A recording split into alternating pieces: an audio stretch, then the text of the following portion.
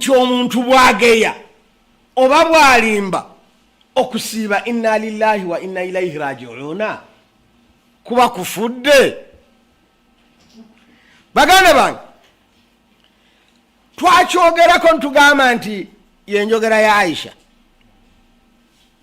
radiyallahu anha era yenjogera ya Ibn Hazm. Ibn Hazm yaga nti kufana buli zambi lyonna ki eddene si kulimba kokka, wabula nze si bwe ŋŋamba nga bajamuhuru bwe bagamba nti okusiiba tekufa naye tekubeera kujjuvu.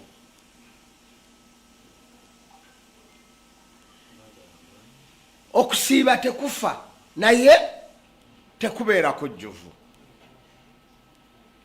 Nsaba tutegeere formula eno efuga emirimu. Bwe munagitegeera mu usul mujja kuwangaala bulungi nnyo mu mirimo gyonna.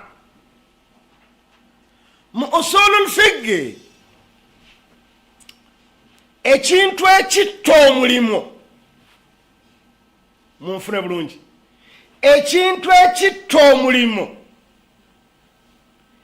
kyekyo kye baagaana ku lw'omulimu ogwo. Kitugamba nti almanihiyu bikhususihi, ekyagaanibwa olw'omulimu ogwo nga bwe kibeera omulimu ogwo teguliiwo kikirizibwa. Munfune bulungi, ekintu ekitta omulimo mu usulul fiqh kyekyo ekyagaanibwa ku lw'omulimu ogwo. Ku lwaki? Ku lw'omulimu ogwo. Nga bwe kibeera omulimu ogwo teguliiwo kyo kikola ki? Kikirizibwa. Kwegamba nga ky'origino kyali halal. You get the point? Naye ku lw'omulimu guno ne kigaanibwa. You get the point? Kakati bw'okikola ng'okola omulimu ogwo kigutta. For example, nze naawe tulya era ne tunywa. Siwo kiri? Tulya ne tukola ki? Nga tetuli mu swala era ne twogera. You get the point? Tulya ne tunywa ne tulyoka tugenda okusaala. Siwo kiri? Okulya kuli halal, okulya kuli haram, okunyumya kuli halal oba haram.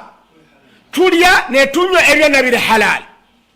Naye bwe bakugamba nti bw'oba osaala tolya tonywa. Ntegerekese, formula tegerekese. Ali bw'oyimira sola n'ogamba nti Allahu akbar n'onywa amazzi, tugamba eswala ekoze eki? Efudde. Aha, kakati kulwaki? Kubanga okulya kuli n'okunywa biri halal, byagaanibwa wano muki? Kati ekitegeeza nga okitegeeza obwa haramu bwabyo, okulya n'okunywa omuswala biri haramu, biri halali ebweru waki? Munfuna bulungi nnyo. Ekitegeeza nga okugaana okulya n'okunywa mu swala si lwa kulyangako kulya wawula lwa swala. Ntegerekese, awo kye biva bitta eswala. Kati nga mwagala okufuna ekyo mudde mu kusiiba nti okugeya n'okulimba n'okusamwasamwa ne bw'oba tosiibye byo biri haramu. Igade bodi kakati tebigaanibwa lwa kusiiba, byo biri haramu already. Hakati okugamba nti asiibye tageya, tebagamba nti atasiibye akole ki? Ageye. Kakati k'okusiiba okugeya tekuli haramu lwa kusiiba, era okulimba tekuli haramu lwaki? Wakusiiba kuli haramu generally. Kati ekitegeeza senga tugamba nti okusiiba kutte okulimba kutte okusiiba, tuba tugambye nti kutte okusaala kuteki in short tujja kuba tugamba nti okulimba kujja omuntu mu Busiraamu kuba atajja kusigazaawo mulimo na gumu. Kitegerekese mu usul? Kitegerekese mu usul? Aha, kadi ezambi lyonna eritta omulimo lyeryo erigaanibwa olw'omulimo ogwo. Twagaanibwa okwegatta nga tusiibye, ne tugaanibwa okulya nga tusiibye, ne tugaanibwa okunywa nga tusiibye. Naye bwe tuva mu kusiiba, bwe tusiibuluka twegatta ne bakyala baffe ne tulya emmere ne tunywa. Kati ekitegeeza okulya kwo kwagaanibwa lwaki? Lwa kusiiba. Kati kitegeeza ko bw'okukola okusiiba ne kufa, kubanga obwaharamu bwako buli ki? Obwaharamu bwakiri bwo buli eri yonna.